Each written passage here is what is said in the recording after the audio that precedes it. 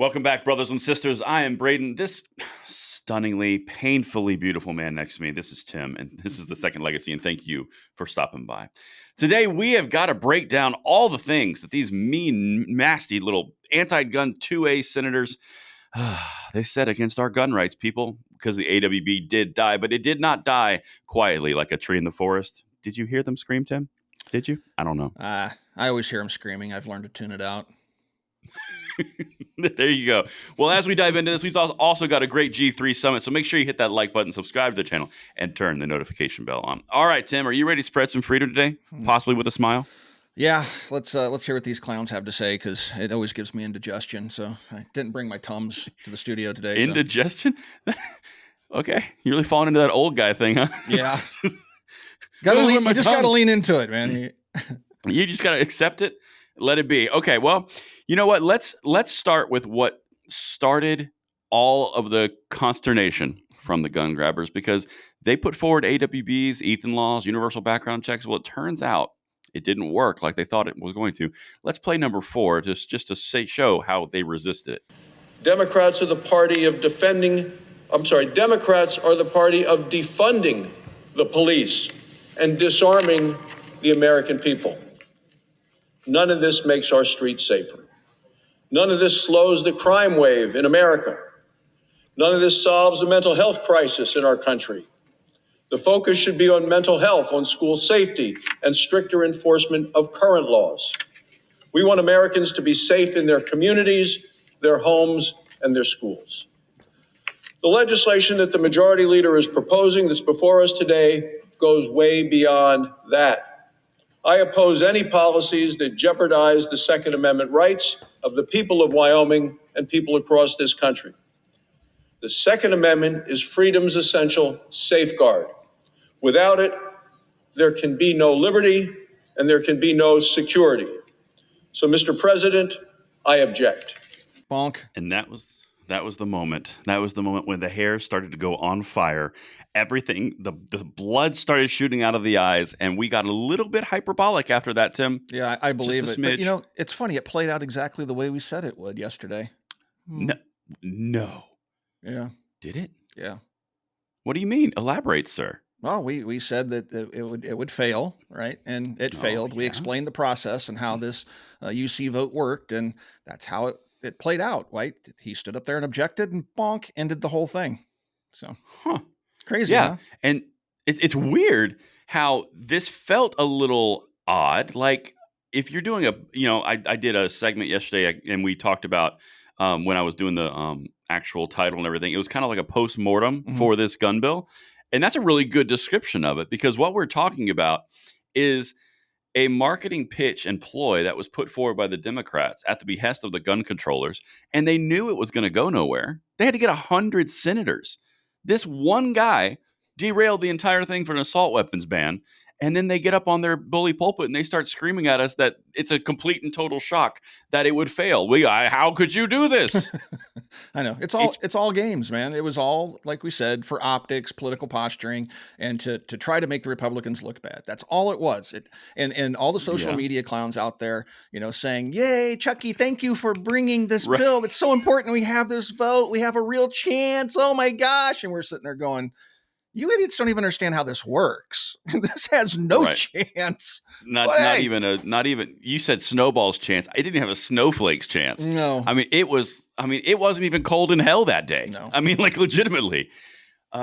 This if you guys are not familiar with equating what this was like, this was kind of like if the Republicans, and Tim, tell me if I nail this or not, because last time I had an analogy and went off the rails. Don't bring it up, because I will have to get down that path. Okay. Sorry. I enjoyed that thoroughly. And the people did too, by the way. So this is kind of like the Republicans having control of the Senate. The Democrats have control of the House. And the Republicans come out and say, today we're going to do an all-out ban nationwide on abortion. If we can only get unanimous consent in every single Democratic senator, we could save the lives of 60 million unborn babies. And then when a Democrat senator stands up and goes, no, the Republicans say, how could you do this? We had it. We didn't see this coming. Right. It's a complete surprise.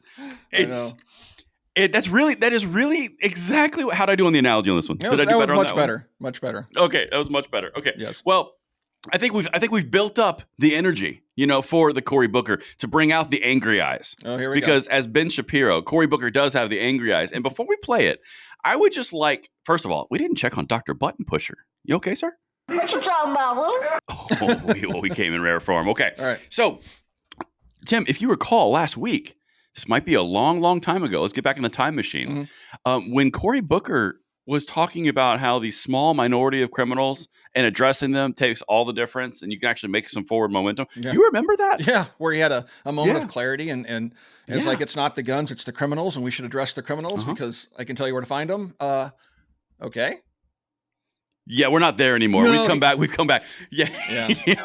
We did a Huey. Let's play number one. We got 3 of these. That was just objected to. Safe storage of weapons. This is not an infringement of someone's right to own a gun. Safe storage of weapons. This is not taking away someone's gun. Safe storage of weapons. This is not a violation of someone's fundamental rights. What it is a reasonable step to protect children. It's not. Why do you hate everything, Tim? Why do I hate everything? I wouldn't say I hate everything. Everything. No, that's what you did. You did because it's safe storage. This is not about gun rights. This is not owning it. It's just mandating safe storage with a nanny state that knows exactly where everything is and that can penalize you through enforcement of how you store your firearms, which means they have to come to your home, and that means they have to have a registry. How dare you? Right. How these safe storage laws go, they wind up like they wound up in Germany and other places in Europe, right? Where it seems harmless enough and it's not an infringement on your rights. We're just going to tell you how you have to store your gun when you're at home. Well, guess where most people spend most of their time? At home. Guess what you're not going to tell me what to do? How to carry a gun, because I have one out all the time. It's always on me when I'm home or wherever I'm at. But where this devolves to is that, well, if the safe storage law isn't strict enough and some child makes the news because they, have another accident, then of course, what do? They just like the fix NICS. We just got to crack down on this. We got to fix the storage law. Basically, they got to make it more oppressive. And what does it culminate with? It culminates with them just randomly knocking on your door, demanding to see where your firearms are stored, then dragging you off to jail if you don't meet their standards. Yeah, and that's not an infringement. Not just on the second, but others? Yes. Yeah, no, don't worry. This is not about that. This is just getting your foot in the door with a little wedge. We're not there yet. That, of course, would be an infringement, but this is only safe storage.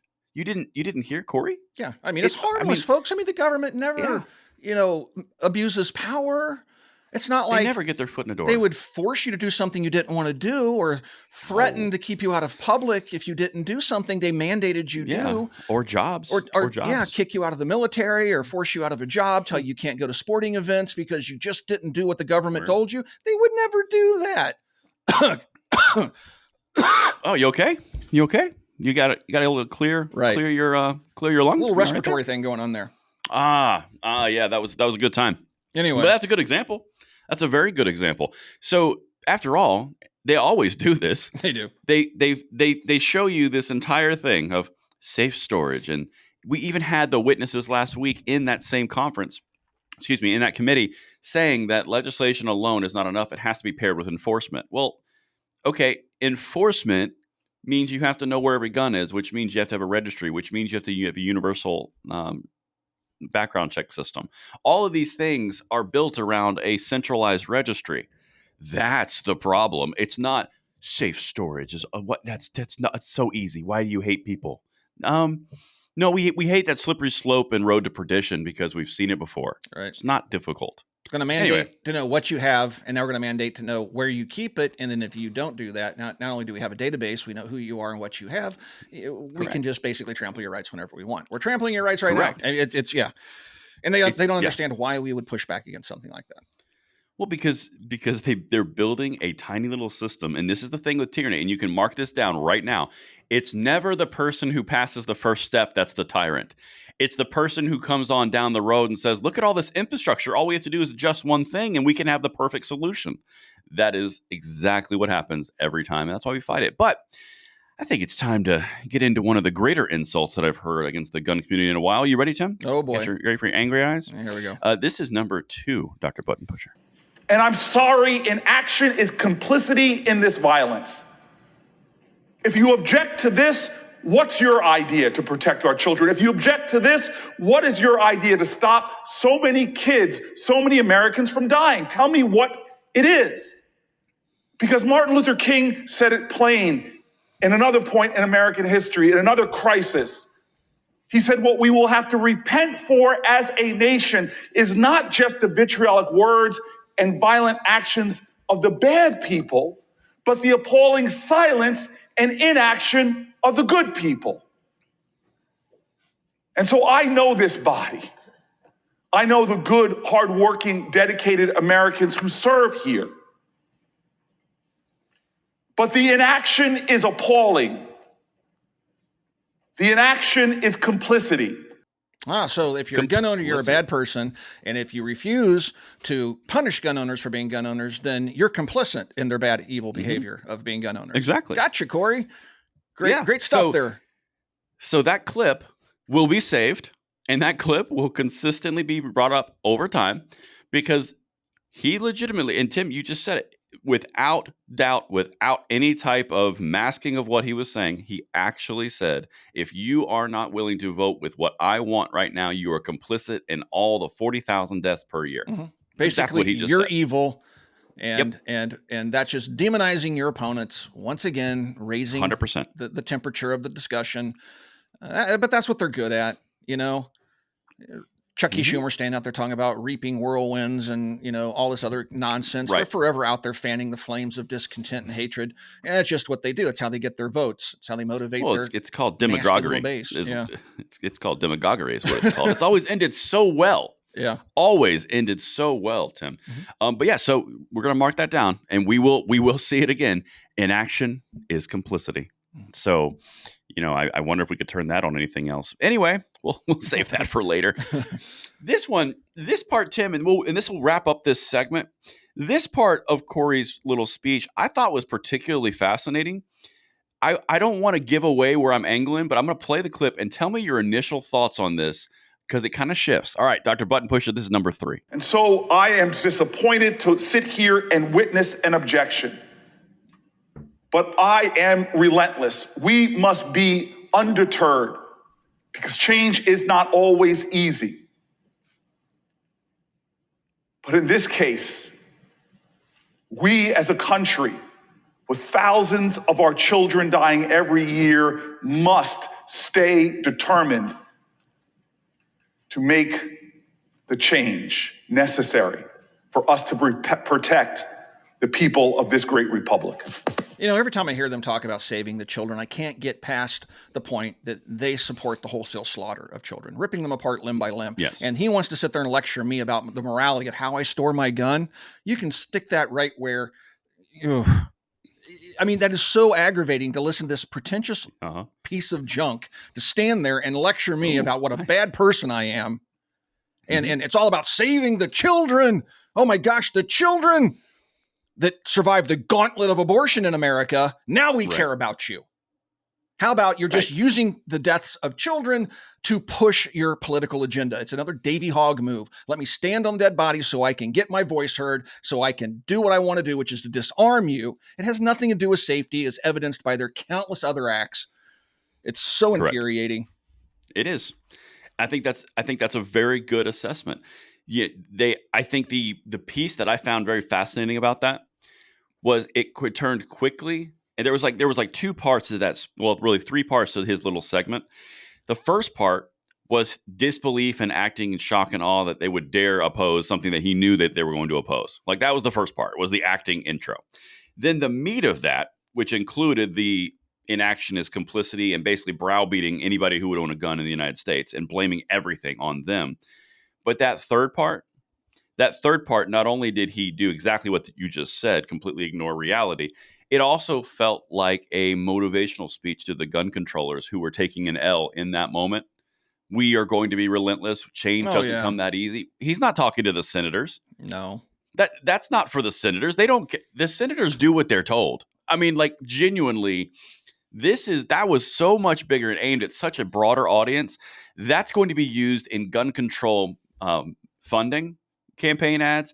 I'm with Corey. Inaction is complicity. Like all those little one-liners that he just did on purpose are meant to inspire the gun control activists, not meant to make any Republican turn. That's the manipulation that I noticed immediately. Yeah.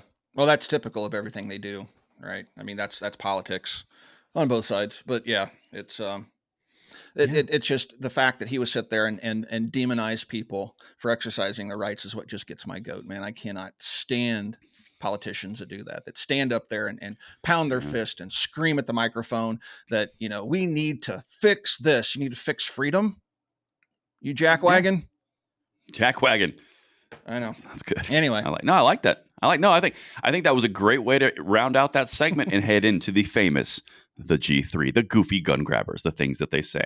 Tim's baby. All right. So we have quite a bit today. So we're going to try to move through these as quickly as possible. So, Doc, if you could throw up number 6 for me here. This is a guy that I follow on Twitter, and you can see by the little orange square that he's a Davy Hog anti-gunner. And he went on to say that today Republicans shot down 3 life-saving gun bills. Life-saving gun bills, folks. Hours later, there are reports of yet another mass shooting, this time at UNLV. And it seems that news is breaking today that it was actually a handgun use. So expect that narrative to go away if that's true. Oh, yeah. Then this could have been prevented, folks. This could have been prevented if these bills were passed. Sadly, Republicans serve the gun lobby, not the American people. That UNLV tragedy could have been prevented, folks, if they would have just passed these bills 3 hours earlier. This is the idiocy of the left. And it's so funny to see them, because I saw this. I saw Chris Murphy say something similar, but it could have been, well, just chose his words poorly, right? But then I found this one. No, it's a narrative. They're actually going with this. And here's the other thing that I found curious. So if just those 3 life-saving bills, folks, 3 life-saving bills could have changed the outcome. So what we're saying is the other 20,000 gun laws on the books didn't do it. But at 20,003, we've solved all the problems. We just need those 3 bills, folks. That's the magic number. It's very astute, Tim. Yeah. That's very astute. I actually read your response tweet on that when I was scrolling through, because I saw that same thing. And I was like, ooh, Tim ate his Wheaties. That was a good one. Oh. And, something else that I would like to just bring forward, I think this is an important thing here. The reports of UNLV were a handgun, early reporting coming out. And this is just early reporting, so don't quote me on it. But reports are trickling out saying that there was a disgruntled behavior because of not getting a job, and a handgun was used. Well, the 3 life-saving bills that they amazingly forget to mention in here was an assault weapons ban. Well, that's not a handgun. Not a handgun. Universal background checks has nothing to do with something like this. And Ethan's Law, which has to do with safe storage of firearms. You tell me how those 3 items have anything to do with with just the basic details that we understand before this gets memory hold, and they just stop talking about it completely and start going on the next little parroted narrative of which they march in lockstep with. Yep. That they absolutely do, and that's a great point to make, because it's these people are just so grimy. Every time I do the G3 segment, I immediately have to go take a shower afterwards. All right, so Doc, number 7. I just got to throw this up there because Chucky Schumer's out there flapping his gums again, and of course, every time he does, just like most anti-gunners, he says something incredibly dumb. So number 7, 11 years ago, next week, 20 innocent lives were cut short by an automatic weapon in Sandy Hook, and then he goes on, to expound on that. But I just want to focus on that first sentence. 11 years ago this week, 26 innocent lives were cut short by an automatic weapon in Sandy Hook. Now, what's missing from that statement? There's 2 problems with that one sentence, right? First of all, it was not an automatic weapon. That's a lie. Yeah. That's a purposeful lie to scare people. That is, it's just like when they go out there, there used to be video clips in the 90s of them saying, we have to ban these automatic weapons, and showing a machine gun being fired when they were coming for your semi-automatic rifles. This is a consistent narrative that's been used for decades to mislabel things, to use scary terminology to get you to surrender your rights. And then what does he not do? He doesn't mention the criminal. These children weren't killed by a criminal, folks. They were killed by an automatic weapon. It just jumped out of the bushes and got them. Nobody saw it coming. There was no criminal attached to that trigger. And that's why this will never be solved, because they don't want it solved. They continue to do this nonsense and post the silly narratives because they need the violence, because with that chaos, then they can push their narrative forward, which is exactly what he's doing in this tweet. They don't want to solve the problem. Right. You want to put solutions forward? We have, and you veto them, you shoot them down. That's like put security in schools. Well, you can't do that, because if it works, then we lose our narrative. We need the chaos so we can get the gun ban. Right. And you just hit on something that I want to bring up in this segment, because you nailed it. And that's a very important point. One of the things that Chuck Schumer said, one of the things that Dick Durbin said, we just saw Cory Booker say, he comes out and he says, just say one thing, and trying to paint Republicans as saying no all the time and not bringing anything forward. Republicans this year alone, we've covered it. They've talked about hardening school bills. Chris Murphy, the leader of the gun control movement in the Senate, ended debate on that instantly. Didn't even have a debate on it because he did it. That was on the gun control lobby. Then you had the mental health bills come forward. Same person, killed it, squashed it, Chris Murphy. So you tell me, anybody watching this G3 segment, you tell me that they genuinely care about getting to the root of the problem when they are blocking any other bill other than the assault weapons ban, because that's what they want. And it's amazing, Tim, and I think you said it really well. If they needed a solution, they have it, but they need the problem to get their desired solution. That's absolutely true. That's a key point. It's absolutely true. It's not something you can even refute at this point, because we have so much evidence that that's exactly what they're doing. All right, so let's move on to the last one. I thought this one was interesting. I like this one. So this was really interesting. Now, this gun grabber has comments turned off, which is not surprising, but other people on social media were quoting him and making commentary. But when I read this tweet, I thought it was interesting, caused me to do just a little bit of digging. All right, so Abraham Lincoln, interesting choice of a name there. This is number 8, Doc. So no, I'm saying handguns aren't as lethal as AR-15s, which is why mass shooters almost always choose them and why gun advocates don't want to give them up. They work better than handguns for causing mass death. Now, a few things wrong with this right off the bat that I don't need to do research on to say that he's absolutely wrong. First of all, handguns are far more commonly used in shootings, mass shootings as they classify them, gang violence, things like that, whatever they classify as a mass shooting. Handguns are the vast majority of the firearms used. AR-15s account for less than 1%, a handful. So right there, just in that side of the debate, he's absolutely completely wrong, just making things up, right? He has no idea, because he's propagandized. This is what the media wants him to believe, and this is what he believes. Exactly right. Okay. So then I started digging into it. Like, well, look, folks, I'm a hunter, and I've killed things with handguns. I've killed things with rifles. And yes, rifles are generally more powerful. That's why we have rifles. But I wondered, in real world statistics, are handguns truly less lethal than a rifle? Or can you even measure something like that? So I tried to do some digging, and I came up with something that I found was interesting. And this comes from the American College of Surgeons from 2018. Doc, if you could put up number 9, this is a graph showing actual surgical events that took place to treat people with gunshot wounds. And it breaks down the type of firearm and the rough regional part of the body where the person was struck by a bullet. Okay. And if you go down this graph and take a look at it, the first thing you're going to notice is that handguns are almost always the most lethal weapon used when their doctors are trying to patch people up in the emergency room. Look at that. So you take a look at the head, handgun. I mean, who would have thought this? You brought this up. Like, really, a handgun shot to the head turns out being almost 60% lethal, 60% of the time, where a rifle isn't as deadly as a handgun and a shotgun. Right. But this boils down to shot placement. And this is why these types of statistics are hard to really say are scientific, right? Because the handgun rounds, handguns are smaller, easier to point, usually are used at very close distances. Therefore, you might be able to get a shot into the actual brain bucket. But with a rifle or a shotgun, you may hit the jaw or something like that, or graze them, and it wouldn't be a fatal wound, right? It's not saying that handguns are definitely more lethal. But what I'm pointing out here is that handguns are more frequently used. And according to this data, if you're shot in the head, chances are if it's by a handgun, you're probably not going to survive it. All right. Right. Then we go down to the neck. And this was interesting, but you would expect the neck to be more lethal. It's a very narrow area with lots of muscle and stuff like that. So the rifle winds up being more lethal than the handgun in instances where they treated those wounds. But then we get into the chest. Look at that. Rifles and handguns running neck and neck with the handgun slightly edging it out. Now, multiple means multiple shots, which kind of throws it off. So I think they just included that just to show you that, if you get hit multiple times with the same weapon, the chances of the lethality goes up, right? Your chances of survival comes down. So then you take a look at shotgun. I mean, rifle and handgun outperforming shotgun, which is to the chest is crazy to me. I would think the shotgun would, right? Right. Move over to the abdomen. Shotgun, very lethal in the abdomen. So you move from the chest down to the abdomen, and look at that. It outdoes the handguns. But handgun still beats rifles. But still handgun in the still abdomen. beats rifle, right? Yes. So really, the only two places where rifles beat out handguns is in extremities and in the neck, right? So we get the last category, the extremities. If you take a look at like the Rittenhouse situation where the guy with the gun tried to shoot him and he shot him in the arm, and you saw it just basically open that arm up and make it completely useless. That was an AR-15 rifle round. That was hydrostatic shock on muscle. So you can see that when it comes to extremities, rifles and shotguns typically are more lethal than handguns.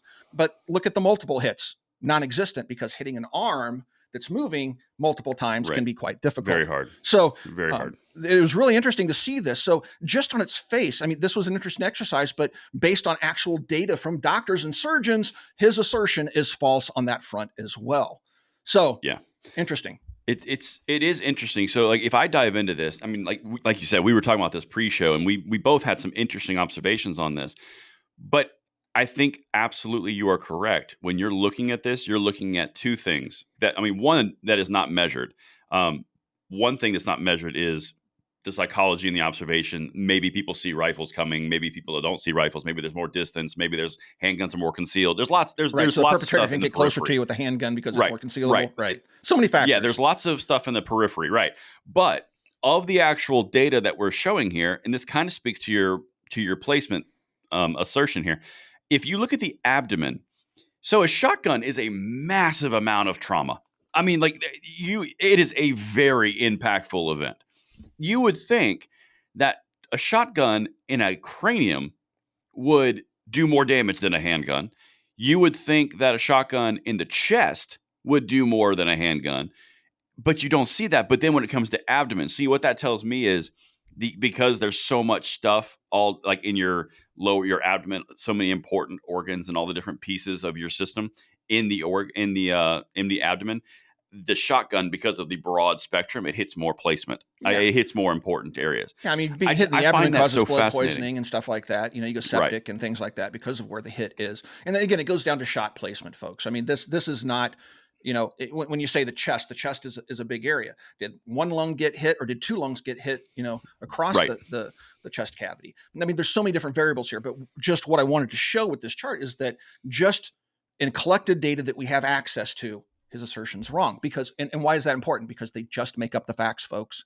They just make it up. Whatever sounds good to them that bolsters their case, they make it up and they don't bring the receipts. We have to bring the receipts because we're defending our liberty. So we're always bringing the receipts.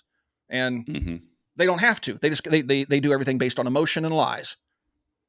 Yeah, I mean, honestly, it is heavily around manipulation, and I think that's one of my favorite things about doing the Second Legacy with you, Tim, is that we have more time because the format allows us to break these things down with more nuance, rather than just saying, "Hey, this is wrong because of this" at a very high level. We can actually break it down because we have 25 to 30 minutes. And I love that. That was a very good G3, sir. Thank you. Hat tip to you. Hat tip to the wise Tums munching man. I'm not going to do it. Nope, I'm not bringing up the events of yesterday. Don't do it. All right. Don't do it. Folks, hope you enjoyed today's segment. Thank you for watching. We'll talk to you guys soon.